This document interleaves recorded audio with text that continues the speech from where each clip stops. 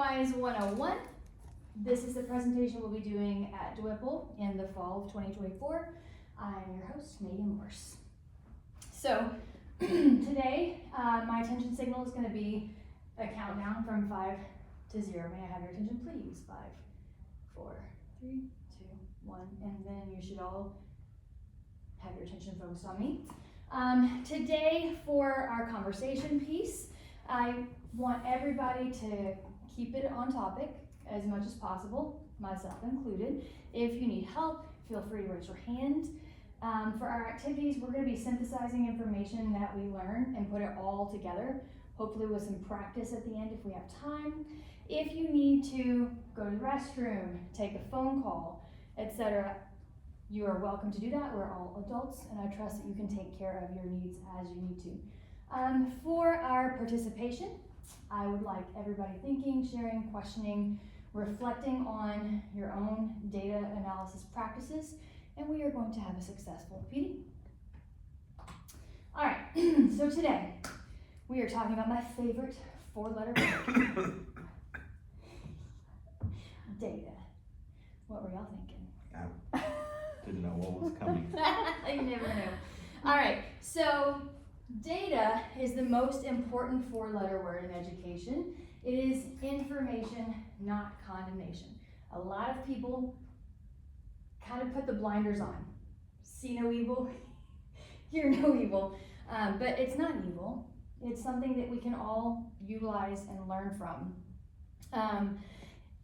Everything that we do in the classroom without data driving it is almost a waste, because you don't know, without tracking and analyzing the data, you don't know how much learning is actually happening. And granted, no one assessment can capture 100% of the learning that took place, but research shows that a single assessment can capture about 80% of the learning that happened in that unit or that unit of study.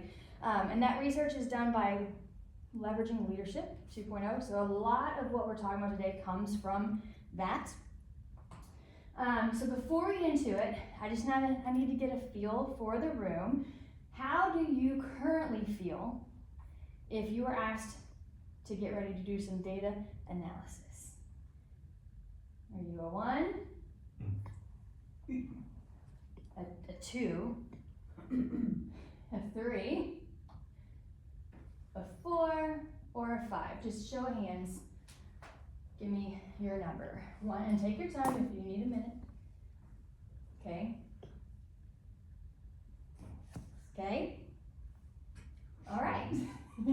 Okay, so I hope that at the bare minimum, at the end of this PD, that everyone will at least be here, okay? I'm here with Cassandra because I'm a data coach, so I like it. I love it. This wasn't about appeal. This was about time. Okay. Like preparing data for the okay. board and how long it takes to do Okay. it. I was thinking in terms of knowing the teachers who are going to be attending this, most of them are probably going to be here. Like, they are going to think in the sense of looking at data as a team, they get very nervous. So they're going to be like a 3 or a 5. Yeah.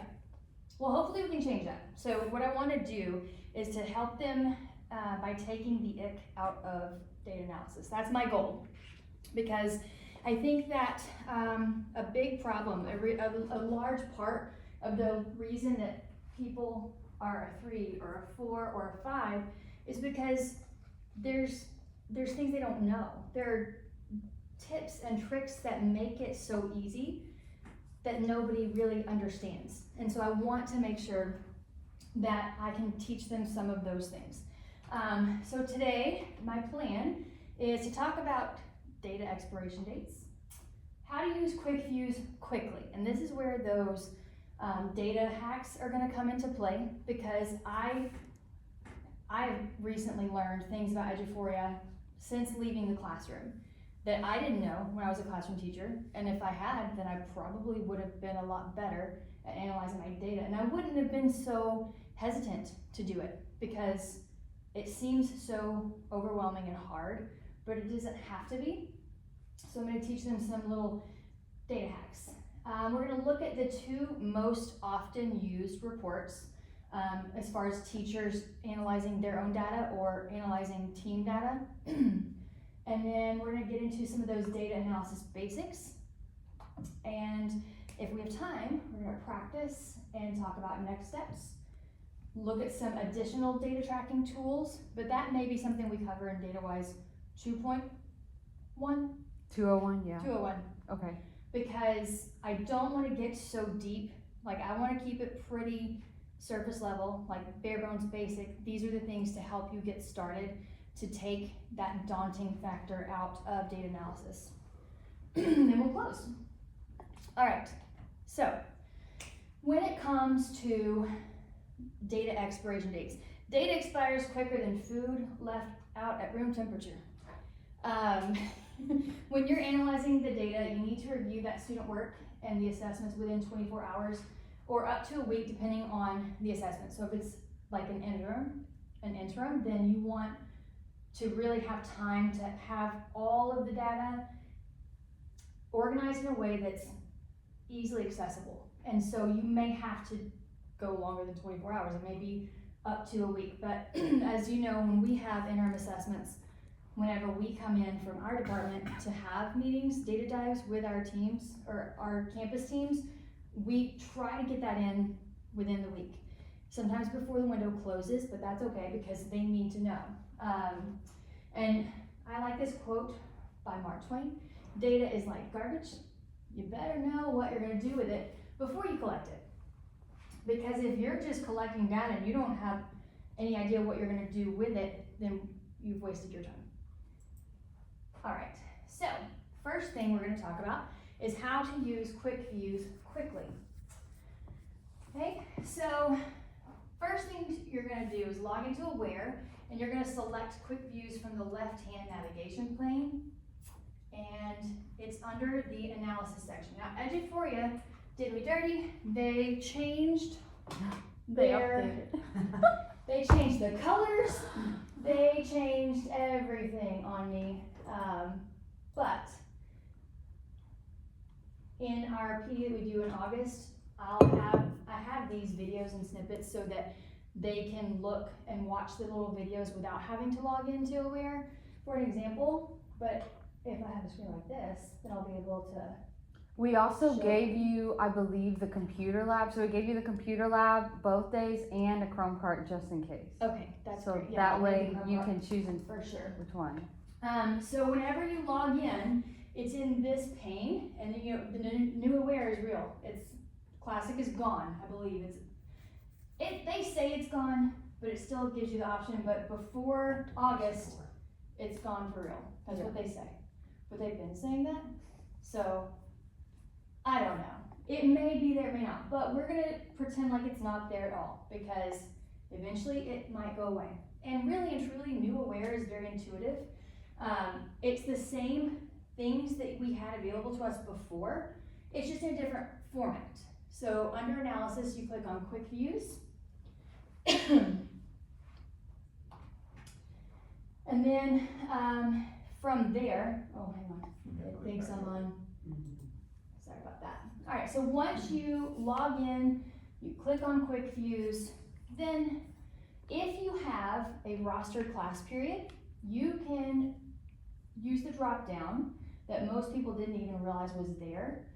So you can either analyze all of your students' data, or you can analyze one class period at a time. Or if you are a co-teacher and you have a monitored list, you can access the data for your students on that monitored list from that drop down. Now, I think it was February or March of this year when I went to do a PD for a social studies team, and they were so frustrated because they were like, if I want to find a kid's grade, or if I want to see how they did on this question, I have to go through all my kids, and if their last name starts with an R, then I have to click next umpteen times. And so I showed them that handy dandy little drop down menu, and they're like, are you kidding me? All year they had been wading through sheets and sheets of data trying to get to a specific kid, and it bogged them down. No wonder they didn't want to use Eduphoria for anything. They don't understand it. And so my goal is to help people understand how to use quick views and empower them to work smarter, not harder, because that one little thing, realizing that there was a drop down, could have made the difference in that entire team's willingness to analyze data before February or March. So next, I'm going to show you how to navigate through quick views like a pro, okay? So I want you to be on the lookout for tips and tricks like that drop-down menu that we just talked about. And I promise it will be worth it. A lot of this is going to seem very tedious, but it's kind of like when you're doing a lesson plan and you put a lot of time and effort into it and it feels very tedious, but then it saves you time in the long run because you've done it right the first time. So what I'd like to do is talk about how you can find the assessments that you want quickly. So you can filter the assessments with the drop-down menus up at the top, right here. And you're gonna be able to filter by year, grade, subject, test type, and you can even use the search bar if you know the title. So like if I'm looking for 8th grade social studies CFA 3, I can type in, I usually would go CISD, and it pulls up all of our CFAs. For me, the search bar is the best option because I have so many assessments that I have available. But if you're a classroom teacher, then you probably just want to use the filters. But I want you to watch and see how if you use the filters and you filter by year, grade, subject, etc., it's going to pull up these tests. And then if I clear those filters and use the search bar, and I think I searched district CBA, it gets the same results. So whether you use the search bar or use the filters is a personal preference. And I understand it's a little tedious having to go through those clicks. That's 1, 2, 3, 4 clicks usually at minimum to get to a list of tests. So what I don't want is for people to get frustrated with that. So I'm going to teach you a new trick. You don't have to go through that whole rigmarole of the filters or the search bar every time. So saved filters are going to be your saving grace. So a saved filter allows a user to have a set of filters as a preset. You can have up to 5. And then once you create your first saved filter, the steps are a little different for the first than they are for any subsequent filters. So I'm going to show you how to do this first one now. So you're going to select any combination of filters from the toolbar. If you're making a saved filter, anything you type in the search bar is not a part of that filter. So when you're saving a filter, you're going to have to use those drop downs. Okay, so you're going to select any combination of those filters, and then you're going to select the bookmark icon in the upper right hand corner. Make sure that all of the chips that are shown are the selected filters that you wanted, and then you can name the filter. So I'm going to show you a video of how that's done. Remember, this is the first time. Excuse me. You're excused.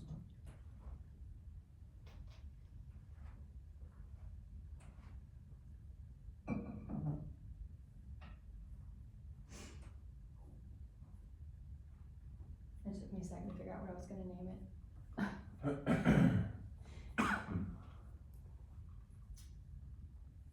And once you name it, you just click create. Oh, so Megan, I do have a question about those. Okay. I have used the save filters before. Mm-hmm. What I didn't realize was that you can have, so there's the save filters for the author and the save filters for quick views are separate. Mm-hmm. And I also didn't know that you only get 5. Are Yes. those 5? Do I get 5 for quick views and 5 for author, or is it 5 total? It's 5 for each. Thank God. Okay. Thank Yeah. you. And some people don't understand why they would need more than one, but if you are an elementary teacher and you teach science and social studies, then you might want one for science and one for social studies. If you're a co-teacher and you have multiple monitored lists, then you might want to have a different preset for each of those. Or if you're a math teacher and you teach, well, we're talking social studies, so let me stick with that. Yeah. If you teach U.S. history and world geo, then you might want to have a world geo filter and you might want to have a U.S. history filter. Over time, you're gonna figure out, oh, I could make this, I do this frequently, let me make it another saved filter. So if you're making a second, third, fourth, or fifth saved filter, then what you're gonna do, the steps are just a little different. And we talked about that.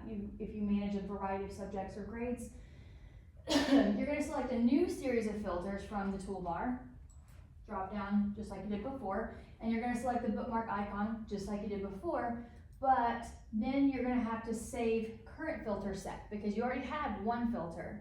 So it looks a little bit different on that end piece, but it's not so different to throw you off. I just wanna make sure that everyone is aware that that process looks a little different. So you select your filters, bookmark. We already have some views, so we just save it to game. Very creative, I know. More saved filter too.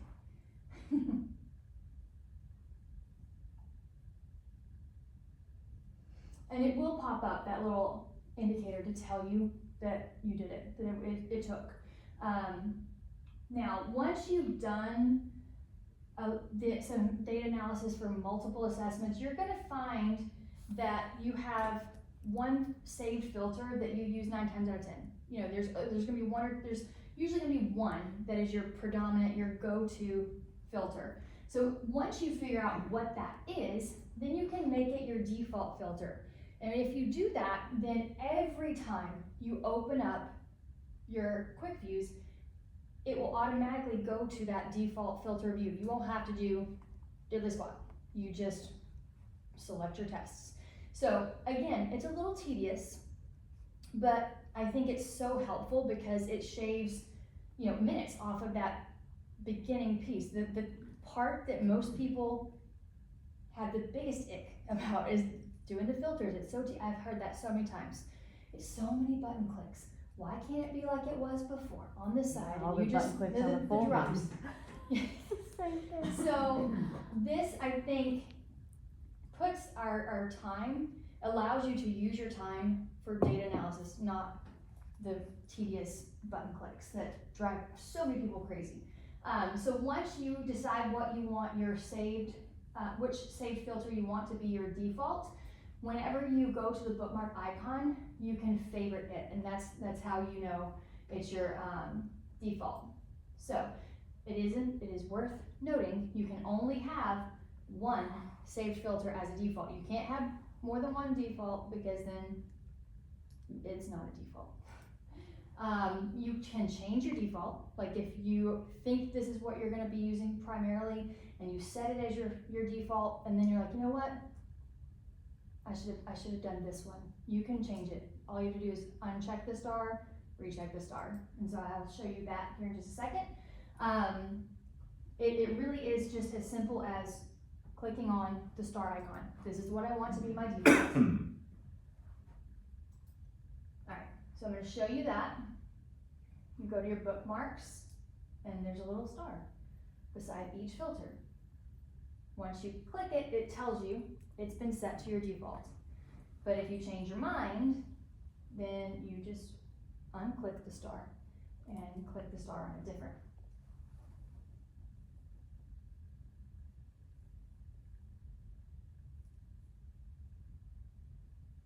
And again, it always pops up with that notification at the top to let you know that it took.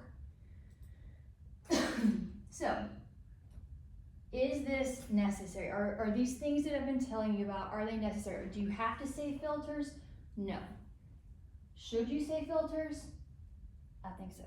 Because it saves you, saving those most commonly used filters and setting your default is going to shave minutes off every time you log in. It's gonna save you time, it's gonna save you frustration, and I think that frustration is the biggest enemy of data analysis. That's what stops people in their tracks. They don't even wanna get into it because it's such a headache. So we wanna take the headache away.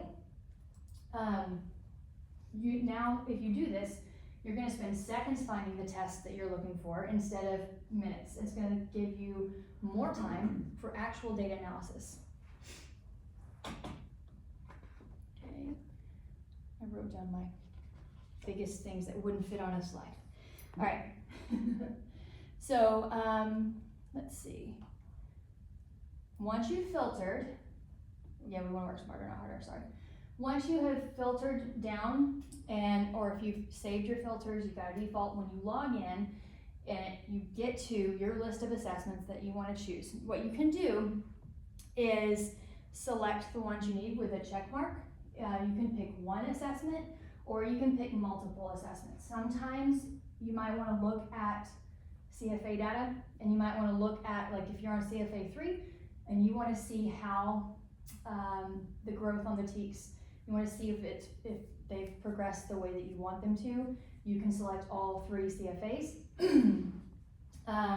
You would not want to summarize in that moment, but let's say you are an elementary teacher and you teach science and social studies, and you want to see how your kiddos have done on their CFAs, but they take them in English and Spanish. You have some kiddos that take them in English, you have some kiddos that take them in Spanish.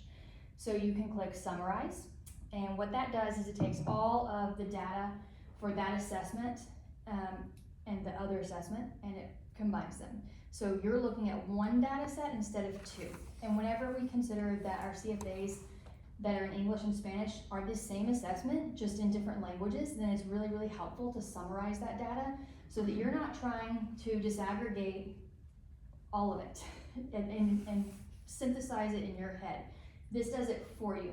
Another thing, so the example I'm going to show you is star data, because we do English and Spanish stars.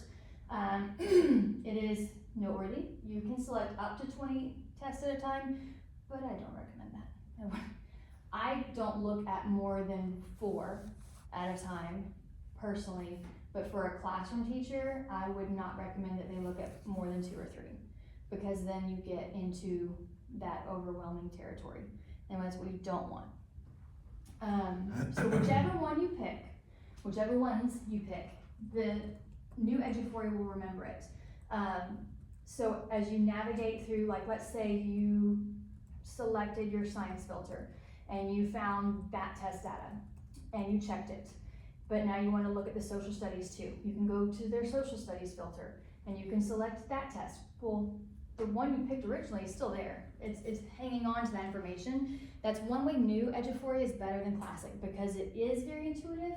And for example, once you pull up a data view, if you decide, wait, that's really not what I needed, I would rather look at a different data view, you can just click back and it will take you right back to your quick views. And that's not how it used to happen. In the past, if you selected your data view and you got in there and you realized it wasn't the one you needed, and if you wanted to go back, you started all over. You had to start right back at the beginning with your filters. So it is very intuitive. It is a lot better than classic in that way, which a lot of people have a hard time believing, but I promise it is. Because it remembers what you've selected as you go, and whenever you want to go back to your quick views, you don't have to redo all of that work, all the tedious stuff that you've already done. So here's an example. So I picked 2 assessments, math in English and math in Spanish. And I'm also going to pick the ELA, or the reading in English and Spanish. So if I'm an elementary teacher and I've got kiddos coming in and I want to see how they performed on the STAR, I can do that. And if I click on summarize by subject, I'm going to get one data set for math and one data set for reading. And the data will be combined. It'll be summarized for me. So I don't have to look at 4 data sets, I can look at 2. I can see how they did in reading, I can see how they did in math, without having to disaggregate all of that and try to put it together in my mind, because that's a headache. Okay, so in this example, you summarized by subject. Yes. For my purposes, can I summarize by grade level? Mm-hmm. Like if I pulled kinder data, first grade data, second grade data, third grade data, and then is there the option to go summarize by grade level? There is, but that's gonna be a DataWise 201, because it's a little bit more advanced. You can't do it here. Okay. You have to populate your data view, and then you have to edit your view. And I don't think that our 101, 101, I don't think our 101 participants are gonna be ready for that. Okay. So I can show you, but not for this one. Okay. We're trying to keep it really basic for them. Let me see. All right, so now we're gonna look at the 2 most utilized reports by a classroom teacher or a team of classroom teachers. Because not all data is created equal. Sometimes you wanna look at the student learning standard breakdown. Sometimes you want to look at student individual responses. And I don't ever want anyone to be in the position that he's in. I don't even know what I'm looking at. So we're gonna go through and I'm gonna show you each of them and what they're most likely gonna be used for. But before we get into it, a lot of teachers fall into one of 2 camps. They're either a button pusher or they are not a button pusher. So all the little icons at the top, I was not a button pusher. I'm like, I don't wanna break it. Like when I was in classroom, took me forever to figure out what one of those little icons was a little dude wearing a ball cap and a backpack. I had no idea. I'm like, whatever you show me, when I open that data, that's what I'm gonna get. And I'm not gonna touch anything because I don't wanna break it, because I did one time, I clicked on something, I didn't realize I could double click, and all my data went topsy-turvy, and I was like, oh, get out, get out, get out. Please don't be wrong when I open it again. So I wanna show you what the buttons or the icons are for and how you can use them, because I think that if you are like I was, and you are not a button pusher, you are doing yourself a disservice just because you don't know better. So this is the most commonly occurring issue that we see in our department. People get into a data view and they're like, I can't see my kids. What happened? I'm trying to look at their STAR data from last year, and it usually falls into a problem with the icon. I believe it defaults to where they are now, which is a little clock with a green play sign. And that's gonna show students' data where they're currently rostered. Where they were is gonna show where they were when they took that test. So when I'm looking at historical data, I wanna see how a specific campus has been doing on this assessment. I need to look at where they were, because they may not be at Veterans Memorial anymore. They may have moved on to Moorhead, junior high. But I wanna see how they did on their 6th grade tests. So that is a big problem that we have. We've had that problem this summer already with principals trying to look at STAR data, and it has already rolled over to summer school. It rolled over to summer school as STAR data was being loaded. So if they click on if it defaults to where they are now, they're not seeing anything, but it's because they're now rostered to summer school. And so if you click to where they were, it populates everything that you need. And a lot of people just don't realize what those little buttons and icons are for. Is there a specific date that happens? Because I had the same Whenever central office says click the says. button. Okay. Yes, and there's also no specific date for when they delete tests that are not named appropriately, which I learned very much the hard way. Yep. My first year, I did a whole demonstrative test, like it was just for demo, and I named it Morse Training Demo or something like that. And 2 or 3 days later, when I went in to do the training, my test had been deleted, and I was sad. and embarrassed because. So, as long as you're looking at a very specific assessment, wouldn't it be safe to click where they were every time, because it's where they were at the time they took the assessment?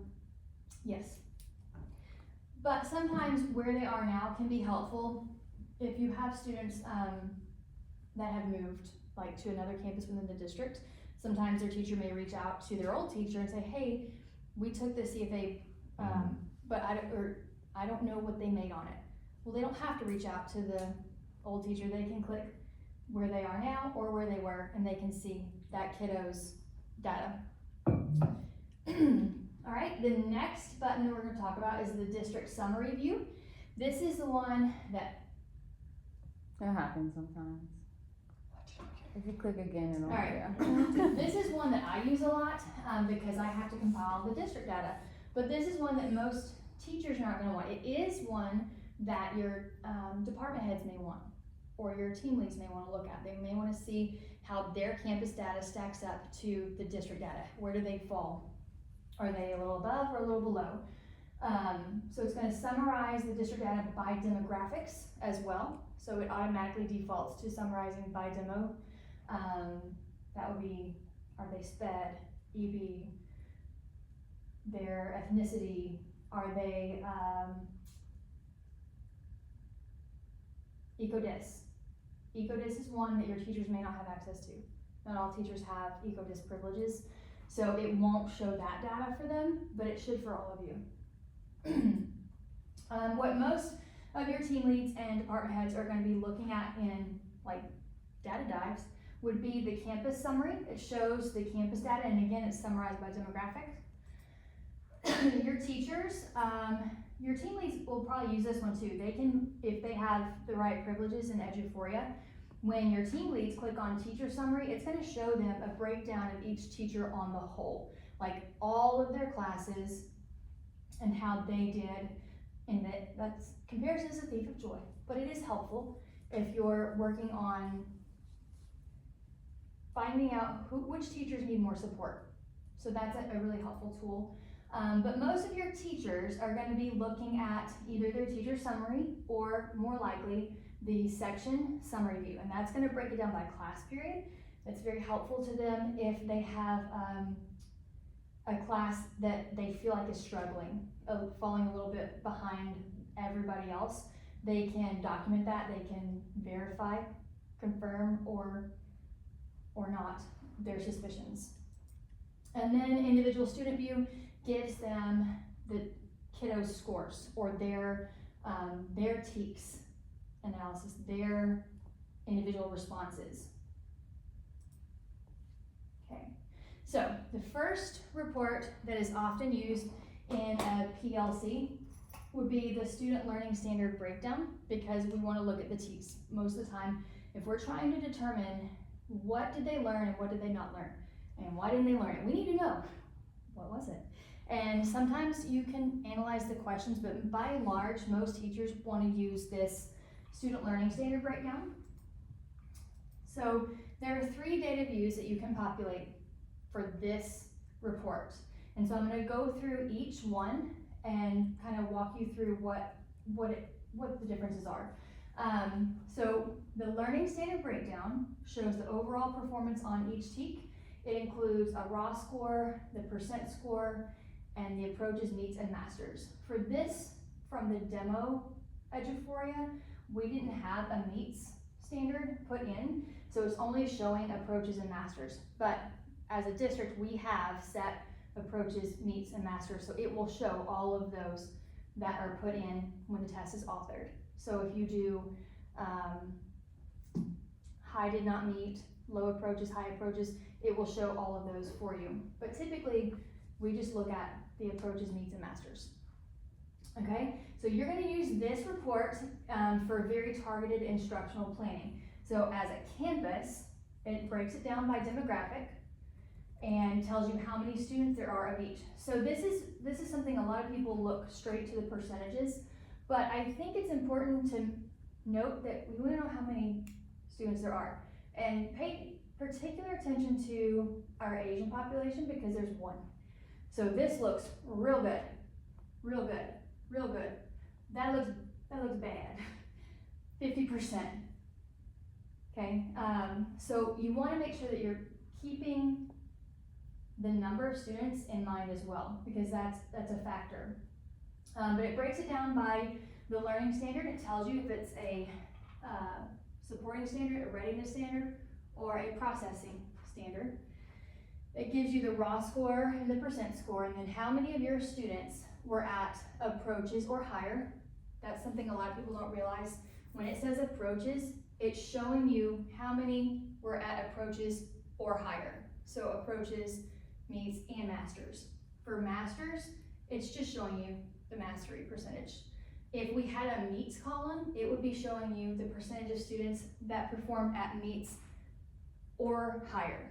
And that's something that a lot of teachers don't realize. So I wanna make sure I point that out to them. When you go to the teacher summary, you get this same information, but it's broken down by teacher. So this is demo teacher for Conroe. It breaks it down by demographic, has the exact same information, but it's specific to that teacher, and it's all of their students. Okay, so again, approaches is approaches, meets, and masters combined. And then meets would be meets and masters combined. And then masters is just masters. What most of your teachers are gonna be using though, would be their course summary. And so whenever they do that, it breaks it down by class period. So this is Kimberly Brown, section 9. This is H29. Now this is one thing I don't like, because sometimes you have a dual roster for one class period, and it does not summarize those. So you can't look at your SPED roster, which has your co-teacher and things, in combination with your gen ed students. And that's something I think that is on our Eduphoria wish list that we submitted throughout the year. We make a list of things we would like Eduphoria to do for us, and we send it to them. And Lauren is really good at getting Eduphoria to do what we want. So hopefully that'll be coming in the future, because it is a little bit of an impediment when you're trying to analyze the data for that one class. But again, hopefully they'll be getting on that and fixing it for us. All right. Now the next report that we're going to look at is student individual responses. Okay, and that is going to show the question numbers with the learning standard and the TEAC, and it's going to show the percent that chose each answer choice and the correct choice in green. So this one comes color coded to an extent already, and it's best used for finding the most difficult questions, finding the most chosen distractors, and analyzing if an assessment was good. Now, that depends on your definition of good. Like, what was the point of the assessment? What was the outcome you were looking for? And what a lot of people don't realize is, whenever you are looking at this report, you can actually click on the question number and see this little icon here. It's a box with an arrow. It will pop out the question. You don't have to have, gone are the days of having to have a printout of your test while you're doing a data dive and having, okay, let's see. They did not do well on question 5. You thumb through my paper, find question 5.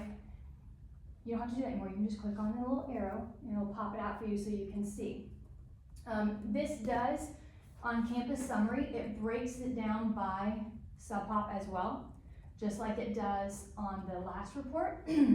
I only included the EcoDis to show you that it continues down. So this can be a little much if you're not used to looking at it, but it does break it down by all those demographics that we did in the last report as well. What can you do with this? If you're looking at this data set, what can it tell you? I mean, then we could see if a particular teacher on a grade level teens, I don't know, students scored particularly well or on a particular question, so we can maybe analyze how she addressed that. Common distractors. How would you determine that? Like if there was a bunch of kids, or on one particular question, like if a lot of students were picking one distractor over the correct answer. So a high percentage of the same wrong Maybe it answers. was the right answer, maybe it was also a correct answer. Cause, well, and we're human and we make mistakes. We've definitely done them. And so if that happens, you can go back and you can change the key and then you just rescore. I wanna point out this question right here in particular, question number 2. The right answer was H, and 59.46% of the entire campus got it correct. But 21% chose G. Mm-hmm. So that's when you would bump it out, look at that question, what was G? And another thing that a lot of teachers don't realize is we have our assessment set up to randomize the answer choices. And so they think that that means you can't look at the answer choices. It doesn't give you anything because they were randomized. So number 2 for Johnny may not be the same number 2 that Matt had. But I'm gonna put their minds at ease and let them know, even though it's randomized for the kids, it's not randomized for data analysis. So whatever order they're put in on the authoring side, that's where it comes out on here. Yes, ma'am. The new item types. New item types. Have they fixed that yet with the data? When you say fixed it, what do you mean? I mean, like, on analyzing some of the new item type questions, on the answer choices being a little wonky and not necessarily being coded. Like, I know when they were trying to print the tutoring strips, Mm-hmm. like it wouldn't give them an accurate answer of what the kids chose as incorrect. Really? I hadn't heard that. That never Yeah. came through. I think hotspot was one of them. Or like, if there's more than one correct answer, it would just say, no, you got it wrong, and it wouldn't tell them which ones they chose wrong. Oh. Well, in 201, I'm gonna get into how to analyze those new item type Okay, cool. answers better, because they have come out with like instruction sheets for teachers on how to look at those. You know, we know how to look at their constructed responses, but you can also look at their new item type responses. It's not gonna be as easy as doing a tutoring strip, Right. but I will find out from Lauren if Okay, they have fixed Thank that. you. Because I'm sure that was on her to-do list. Oh, I'm sure. Sure. Alright, so the same thing applies whenever you click on the little teacher icon. Remember we talked about these icons. When you click over to the teacher icon, you get all of your data as a teacher and also broken down by demographic. So if you have a special interest in your EB students, let's say you're teaching the newcomers, then you can scroll down and you can see how did they do, and you can look at your overall. A lot of teachers are very quick to say, well, my EB students are bringing me down. That's why the data looks the way that it does. But is it true? I don't know. You can look, you can see.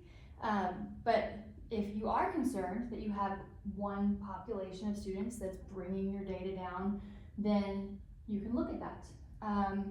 For our advanced teachers, a lot of people like to say, oh, well, their data looks so good because they have 2 honors classes. Does it? You can do a filter to see how are their honors kiddos doing. You can look at their course summary or the section summary, and you can look by class period and see, is that true? Are the honors classes performing way better than the level classes? Is that bringing them up? Or is the newcomers class dragging their data down? You can find out just the same way you did with the campus. So you can see that this teacher in this class period, her students performed very similarly to the campus. But you can also look and see, are there any outliers? Are there any teachers that really killed it on this one question? And at that point you want to say, what do you want to ask them? What'd you do? What did you do? Did you give the kids the answer? We assume the best. We assume the best. Positive presupposition. Yeah. Okay. Let me see. All right. Here we go. So once you have your report that you want to look at, so we kind of talked about which reports are best for what type of analysis, but then you've got your report, what do you do with it? So, I'm gonna talk some more about the icons that are on the left, because those are buttons that I definitely did not push when I was in the classroom because I did not want to break it. I think one time I accidentally clicked this one, and that's when I thought I broke all of Eduphoria. I had not broken all of Eduphoria, but I really did think I had, and I panicked, like straight panic mode. I don't think I got into Eduphoria for like a week after that, because I just knew I broke it. I'm like, oh, I didn't even want to tell anybody. I didn't even want to ask, like, is this, I don't know what I did. I was just like, no, I'm not looking at it, I'm not talking about it, I'm not thinking about it. But color coding is gonna help us because we wanna look for patterns. It's the first step in data, any kind of data analysis. No matter what you're looking for, your pattern is, you're looking for a pattern because the pattern is gonna tell you about the learning that took place or didn't. So color coding really helps find those patterns. So when you click on this icon at the top left of your screen, it's going to color code whatever report you've generated. If it's green, then that's in the 90 to 100%.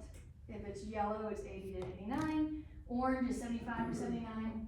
And if it's red, it's less than 74. Is it like default color coding? Yes, you can't change it. I've tried.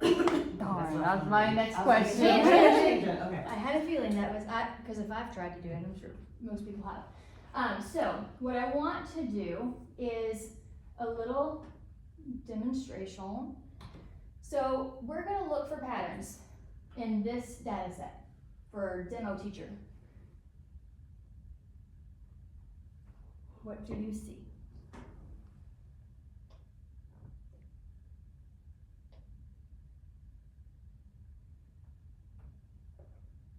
You still thinking? Yeah, still assessing it. Okay, let me make it easier. I'm gonna click the color code icon, theoretically. What about now? These kids don't know 4.2 AC. Some of them do. That one Asian kid. The one kid That- does. but- Look at your sped kiddo. It's only one of them, Yeah. but who is their teacher? And what are they doing? Because 2 out of 3 ain't bad. Especially like relative to the. To the whole Yeah. class, yeah. And I know one is like not statistically significant. but- Right. Yeah. But it is noteworthy. So color coding really does help those patterns to stand out. And so that's one of the things I want teachers to take away from this training. There are tools in place that they don't even realize are there that will make it easier. It's something that I didn't know until I left the classroom. I didn't know what that button was and I was not gonna touch it. But if I had known, oh my gosh, it would have been so much easier for me. In addition to color coding, there's some other buttons. Some data views are better suited to one orientation over another. So you can look at your data set horizontally or vertically. And most people just stick to the default, which is that horizontal. And if you click that button, the entire thing changes. And you think you broke Eduphoria, but you didn't. So why would you want to use a vertical data view? Give me an example when you would want to use a vertical data view. Wait, so, just so I'm clear, because I've never clicked the vertical data view button, I'm just used to looking to it at it like this. So when you say vertical, do these categories then populate here and these populate here? We're just flipping the axis. When would I want? So comparing across test is what you see in the horizontal option, and comparing across groups is the vertical option. Different schools, different teachers, different students. Let me show you what these data sets look like in the horizontal view. I've got CVA Unit 1, CVA Unit 2, CVA Unit 3, Oh, because you have multiple. and CVA Unit 4. That's a If I lot. flip it, then, Yeah. okay. So, because of y'all's role, you often look at more than one test. Your teachers, your team leads, they are likely gonna be looking at more than one test at some point. So, let's see what it looks like if we push the button that makes you think you broke Eduphoria. Why is it not going? There we go. So theoretically, we push the button. Okay, I like it. Now we see like that we can compare how they performed on any given standard across assessments. Now, one thing I don't like, and I could change it, but I didn't want to do anything that's gonna populate differently for a teacher. I don't like that it puts the raw score and percent score and approaches masters in the middle. I don't know why it's doing that. I could change it, but I didn't want to futz with it too much because I want it to look like it does for teachers. So this But if I allows were to you. change it, would you go to edit and like just move the little, okay. So 2C, supporting standard, we've tested 2C in Unit 1 and Unit 2. Both were bad. They're red, they're bad. Bad data.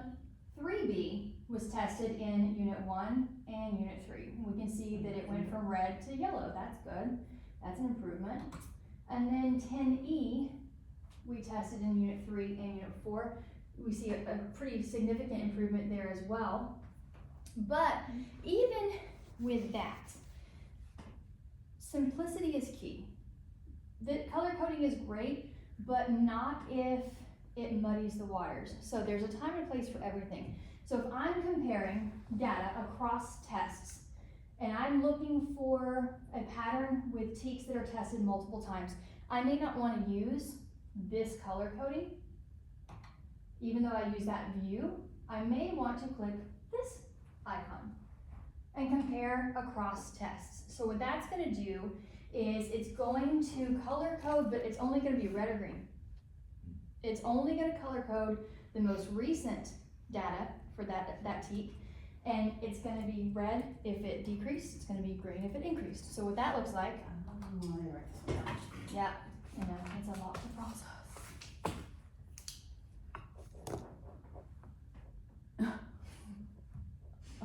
I was wondering why you said Okay, that. so it's the most recent Yes. assessment, and it's green if it increased, red if it decreased. Yep, and I have an example. So the same data we looked at a minute ago, Oh. the exact same, okay? So we said 2C was tested twice, and they were both red, they were bad. But now, this color coding comparison across tests shows us that although it was red, it has improved. Ever so slightly, but it has improved. 3B also improved. So you're not looking at all the colors, you're looking at the most recent data.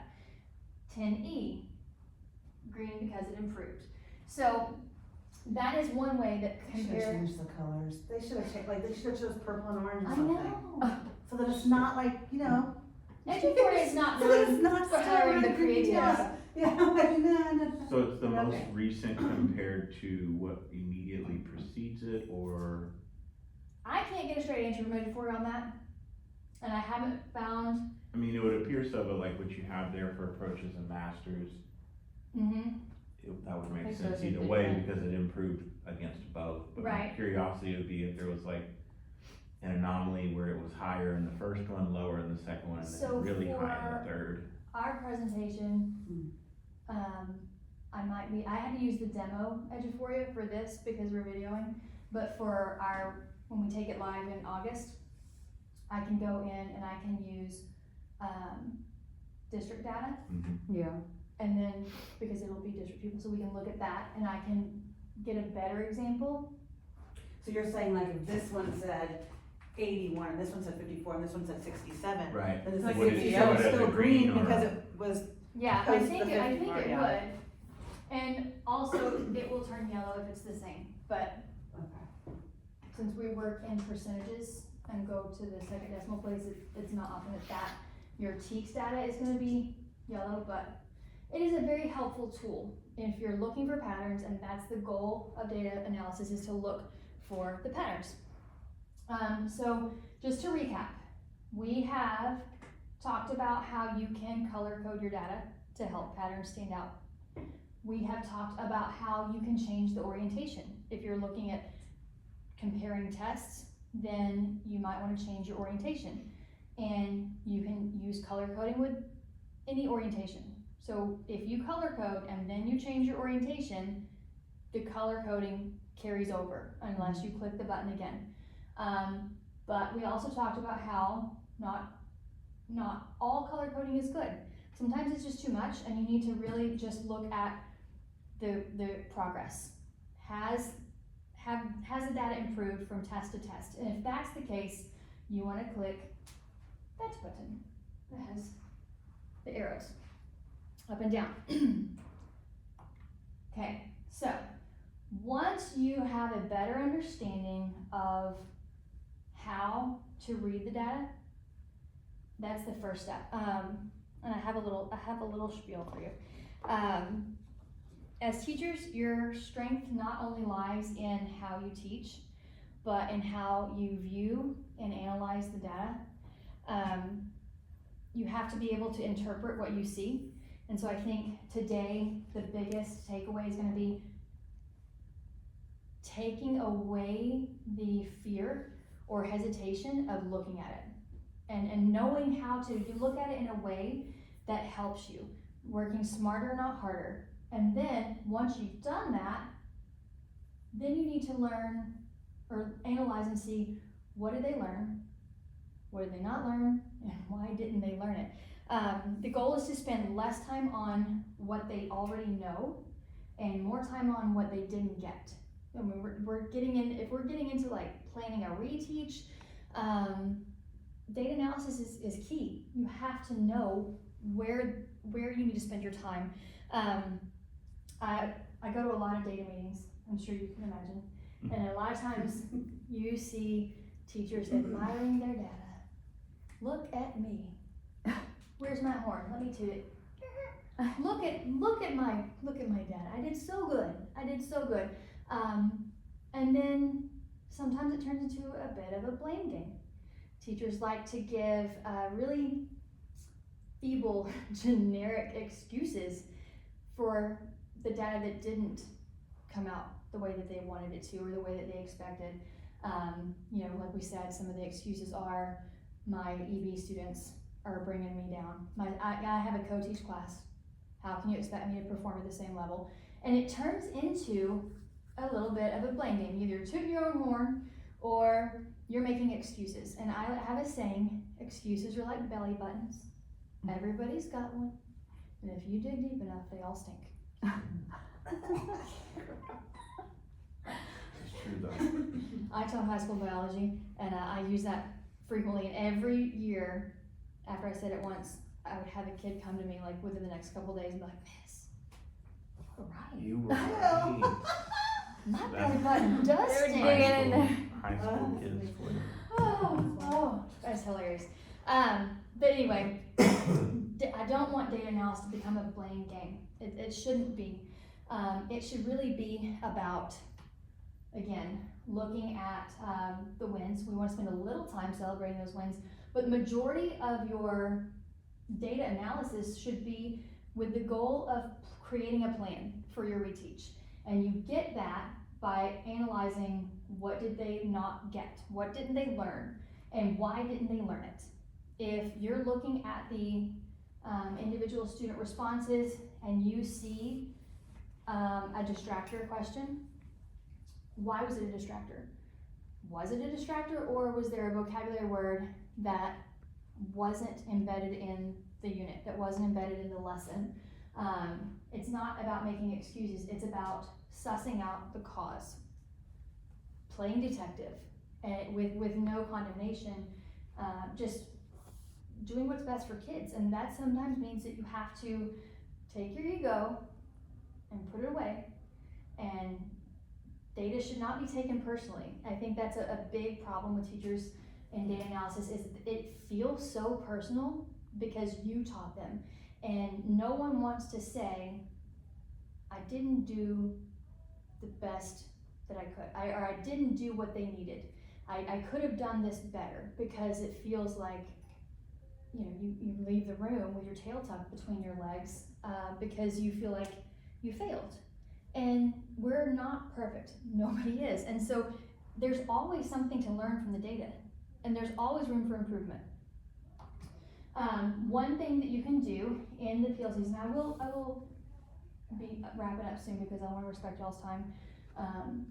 In your team meeting, you can start by looking at the top 3 team teaks because celebration is important. And when you identify those top 3 teaks for the team, and how would you find that? Which summary would you look at if you were looking for that? For the team. Mm-hmm. If it's a campus assessment, Campus, then you campus sorted by assessment. grade level. So you're gonna look at your campus view, and you're gonna identify those top performing teaks and ask, is there a common theme? Was the concept taught differently than it has in the past? Did you try something new? If so, did it work? What conclusions can be drawn? And how will these concepts continue to be reviewed? The data turned out well, that doesn't mean that you forget about it. You have to continue to nurture that knowledge, but the majority of your time needs to be spent on the teaks that did not perform as well. So you also want to look at your 3 lowest teaks for the team, and which summary we're looking at? Same, Which is? campus. Yes. And you're going to reflect very much the same way. Is there a common theme with those teaks?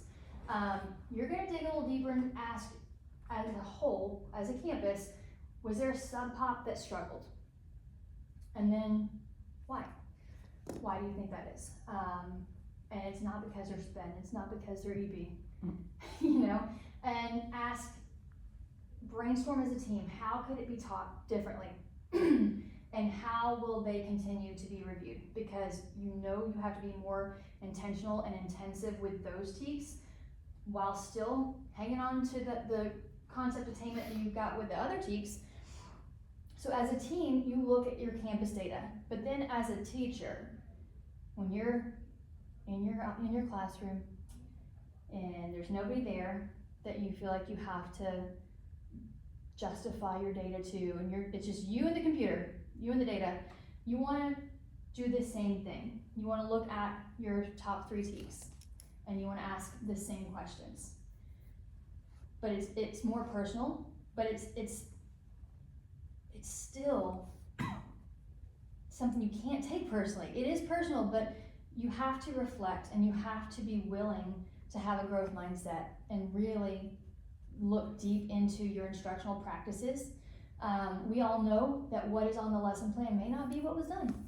You may have woke up and had a cold and you did not feel like doing the role play activity that you had planned, and so you show a video instead. You may have been sick and had a sub, and so you had to have a sub lesson, which was not as engaging as what you had planned. Stuff happens, life happens. You and only you know what happened in your classroom, day in and day out, and how that could have impacted that learning. So you have to ask yourself, with regard to your highest 3 teaks and your lowest 3 teaks, what was the theme?